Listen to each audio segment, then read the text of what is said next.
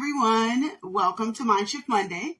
I am Fatima Bay, the MindShifter, your international MindShift coach. I'm here every Monday at 7 to help you to shift your thinking for your own success. And I talk about something different every week. So today we're still on a series that I'm calling Coaching Tips, and I talk about something different, a micro topic every week. And so today we're talking about code switching. So the principles, the things I talk about, I talk more so about principles than just details. So I don't just give you quick tips. I do give you tips within within what I say, but it's all about you gaining an understanding and switching your mindset so that when you get tips, they're useful. Because everything that works and doesn't work is all in our minds. So these, like I said, these tips are principles that you can use in both business and personal. So if you really take what I'm teaching, what I say today, and put it to work in your life, you're going to see a difference, but only if you use it. So today we're talking about code switching, the difference between being real and being adjustable. And I'm talking about this topic because it is something that, is an issue with people right now. And I think there's a lot of confusion around it and a lot of different thoughts. And some people are kind of on the fence about it. So I thought it was worth talking about because it's something that I've been asked about, had conversations about. So if you have any questions, please ask in the comments or, ask questions in the comments, make comments in the comments, whichever. All right, so let's get into today's topic. Today we're talking about code switching. So code switching. First, let me explain the technical definition of code switching because the way we use it today is not the actual definition. And I want to make sure I clarify that difference and that you understand what I'm talking about. Technically, code switching is when you switch between languages in a conversation. Like if you go from Spanish to English or Mandarin to Cantonese. So you could go from French to Haitian Creole. I've seen people do that. So you're code switching when you are having one conversation, but you are switching languages in between them. That's what the original definition is. What it has come to me when people usually say it, I'm going to read you the definition here. So the definition is the conscious or unconscious modification of one's speech, behavior, or appearance to fit in or adapt to a particular social setting. This can include changing your tone of voice, your language, your dialect, or even your demeanor, depending on who you are interacting with. So that is the definition I'm talking about today, which that encompasses a lot, but I'm going to talk about one particular part of it most of the time that people are referring to. So this code switching is often mentioned in a negative light. So I'm going to give you this example here of what this means and why. And this is the focal point of today. So here's the scenario. David is a Black professional working in a corporate environment where the majority of his colleagues are white and upper class. Now, those of us who are Black in America already know what that means. That's already a setting. All right. So David feels immense pressure to conform to the dominant culture, which in his case is upper white class. He engages in code switching in a way that feels inauthentic and draining. It is draining when you're code switching in this way. So let's give you this example of David. So David avoids using slang. He avoids using standard African American slang or just any kind of slang outside of what he hears in the corporate America environment. He even in casual conversations with his colleagues, he won't use any slang. He downplays his cultural background and avoids discussing issues of race or social justice because he doesn't want to be seen as, too Black. So he changes his hairstyle to appear more professional, but in this context, he changes his hairstyle to be less Black, so less Afrocentric. He tries to emulate the communication style and mannerisms of his white colleagues. Now, this by itself is not bad, but in this context, it is, and we'll talk about why. So what David is doing in this situation is he's suppressing his identity and acting in a way that feels disingenuous. He becomes increasingly anxious and isolated. He feels like he is living a double life and fears being found out that he's Black. He loses touch with his own community and feels alienated from his cultural roots because he's trying to be someone he's not. He's trying too hard to fit in. Not the same thing as what I'm going to talk about next. So David achieves some sort of success because he is acclimating himself. He's doing the best he can to fit in with the people around him and being like them, so to speak. So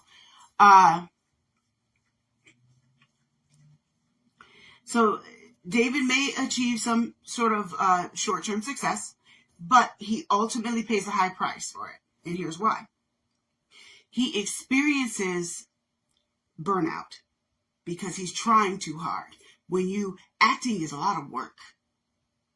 So David experiences burnout, anxiety. He's worried that he's going to be too Black for it to be accepted by his upper class white people surrounding. And this is a real scenario. So, and his loss of self-worth, because now he's trying to be what he thinks other people want him to be. So whenever you do that, you lose self-worth. Outside of this scenario that has to do with race, you always, when you're trying to be someone else, you do lose you lose your self-worth because you're not really in connection with who you are. So he feels like he's betraying his community and sacrifices integrity. So that's kind of confusing if you're feeling all of that at once. David may experience a breakdown in his relationships with his family and friends who no longer recognize him because now, again, he is trying to be someone else. So he is putting on an act. He's suppressing who he is. And so let's talk about why that is a negative and what people are talking about. Code switching, they're usually talking about this David character. So David's code switching has crossed the line from adaptability, which is a good thing, to self-erasure. So he's trying to not be himself. He's trying to just fit in with what he thinks everyone's supposed to be. And some people would call that being a sellout. He is suppressing his identity and acting in a way that feels disingenuous. He's not enhancing communication, but sacrificing his own well-being and integrity. So this is what people are talking about when they say code switching. Typically, that is the situation that they're talking about. The David situation. Now, code switching can actually be a good thing. And I'm going to give you another example, and then we're going to compare the two. So here's another example. There's Maria. She's a Latina. She's a Latina software engineer attending a tech conference where the majority of the attendees are white and speak in highly technical jargon. So everybody's talking all tech talk, right? So Maria consciously adjusts her communication style to better connect with the attendees. So she adjusts the way she speaks so that she can connect to the people around her in this particular situation. She uses more formal language because she's at a professional tech event. Everybody's talking tech speak. And she avoids slang. So she cuts back on the slang that she might normally speak and explains technical concepts in a way that is accessible to a broader audience. So she explains it in a way that will be heard by the people she's talking to. She also makes an effort to participate in conversations about industry trends and technologies. So she makes it a point to talk about conversations. And here's the thing.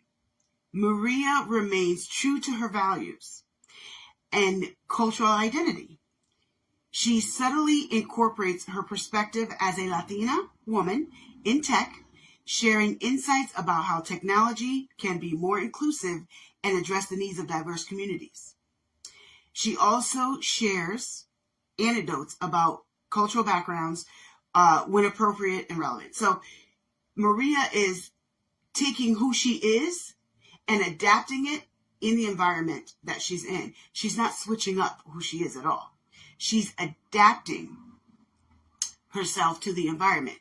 Very different situation from David. She's not becoming someone else. She's adapting the person that she is and says, okay, how can I fit who I am into these conversations? And how can I fit what I think into these conversations? And so she starts talking about inclusivity and diversity and all of that, right? So she is code switching in a positive way. We think of code switching as a bad thing because it's constantly, typically what I see it being used is used in a negative light, like when we talked about David. So Maria builds strong relationships with her colleagues because she does this. She increases her visibility within the company because now she's got something to say that people are listening to. She didn't walk up to him like, yeah, man, yo, what's up, or whatever. I don't talk like that, so I'm just making that up. But she doesn't talk to them the way she does at the backyard barbecue with her cousins. There's nothing wrong with that. She also educates her colleagues about the importance of diversity and inclusion in the tech industry, which, by the way, is a topic. And it does need to be talked about. So I'm glad Maria did this in this scenario. Maria feels empowered and confident in her ability to navigate different environments. So because Maria took who she is and put it into, she took who she is and she's putting it into where she is, she's now actually building her confidence because she's not pretending to be someone she's not. She's taking who she is and adapting it to that environment. So Maria is confident in her ability to navigate environments while staying true to herself.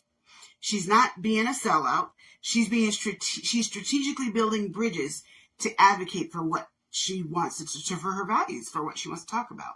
So she is taking the situation that she's in and taking the person that she is and adapting it to the situation. That is positive code switching because it's adaptability, and adaptability is very important. So she's using code switching as a tool. She's building relationships. She's promoting her values. She's not sacrificing her authenticity. That's the difference between Maria and David. When you are sacrificing your authenticity to fit in, that's when you are being fake. When you are taking your authenticity and adapting it to where you are to make it fit into conversations, to make it fit into being productive, that is a beautiful thing. And that's what you do when you're being professional. The way you talk at a backyard barbecue, it's not the same that you talk in a professional environment, unless you go to a backyard barbecue where everybody's stuffy. But if you go to a backyard barbecue with normal people, you're going to speak differently because you're a little more relaxed. It's different. There's nothing wrong with that. You are not being fake when you do that. And unfortunately, some people have been taught or have people around them act like they're being faked. They're being fake because they are being adaptable. So again, the biggest difference between adaptability and the negative code switching is fakeness versus adaptability. I hope that makes sense. So being adjustable is necessary if you want to accomplish anything. So for example, if I go before a board of executives, I'm going to speak and act differently than I will when I go in front of a group of teenagers. And I've done both.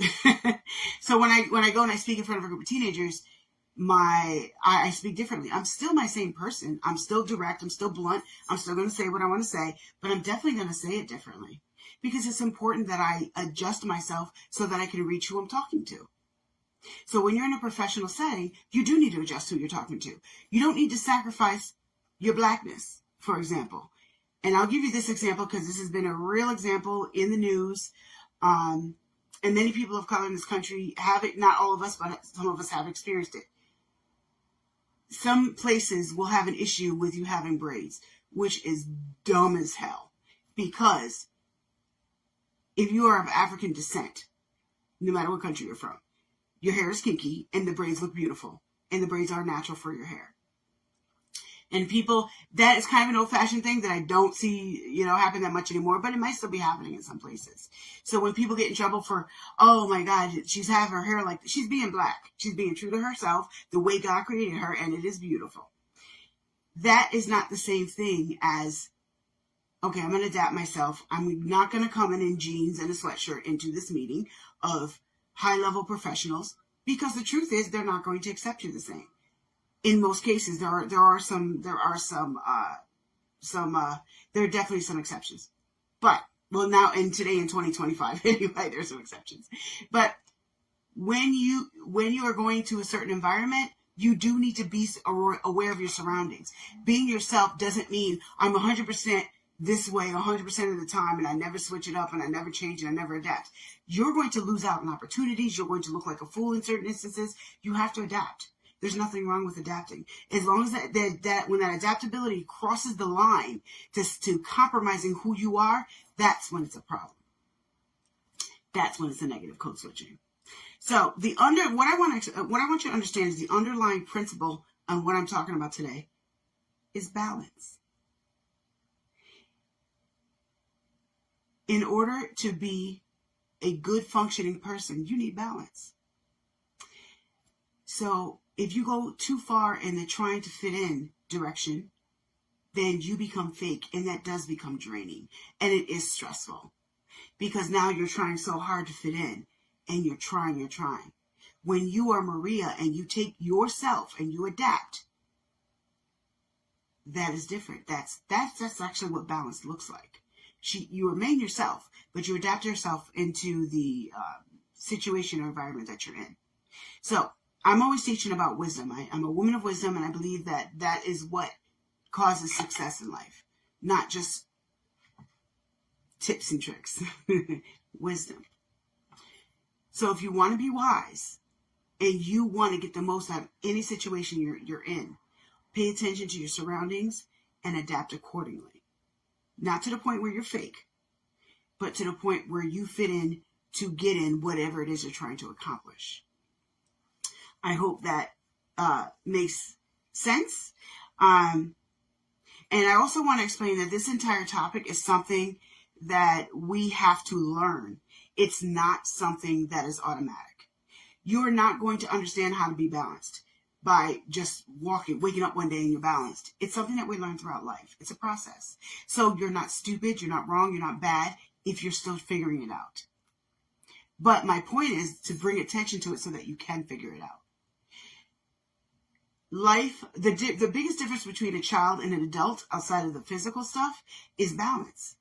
A child doesn't know when it's appropriate, inappropriate to say certain things. The adult, theoretically anyway, should and does. The adult understands it may not be appropriate to say this right now. It may not be appropriate to do this. A child doesn't yet understand that because the child's still learning. So my point is that as you are learning, don't beat yourself up because you make a mistake. You're not going to learn what's appropriate, what isn't appropriate, what works, what doesn't work, unless you try. You're not going to learn, well, am I going too far? Am I being my authentic self? Am I code switching too far? You're going to have to do it to find out. I'm not going to tell you that it's just, here's how you know, 1, 2, 3. I already told you how you know. When you are not being yourself and you're reducing your authenticity, then yeah, that's going too far. But when you present your authenticity differently, that's when you're being adaptable, and that's when you're being wise. All right, so my point, and what I want to say today is, don't be a David, be a Maria. Learn at every opportunity. All right, so now I am going to go to the comments. Oops, I gotta refresh this page. Hold on. I've learned not to go to the comments on the phone. I go to my computer. So I'm gonna just give me a second to refresh the page and pull it back up so we can show the live. All right. Hello, Robin. Does anybody else have any questions or comments?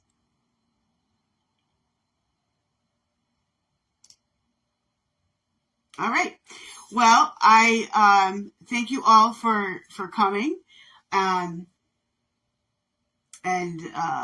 Yes, thank you, Beth, for coming. She had to take off, but thank you all for coming. And I'm here every Monday at 7 for MindShift Mondays. And I talk about a different topic every week. And if you have any particular topics that you really want to hear me talk about, or you think need to be addressed, you can message me. You can send me an email. You can go to my website, fatimabay.com. Also, make sure you pay attention to my podcast. MindShift Power Podcast comes out every Tuesday. You go to my website, fatimabay.com/podcast to learn more. And I talk about a lot of things, very different from the content here, very different. And I hope to see you all next week. Bye-bye.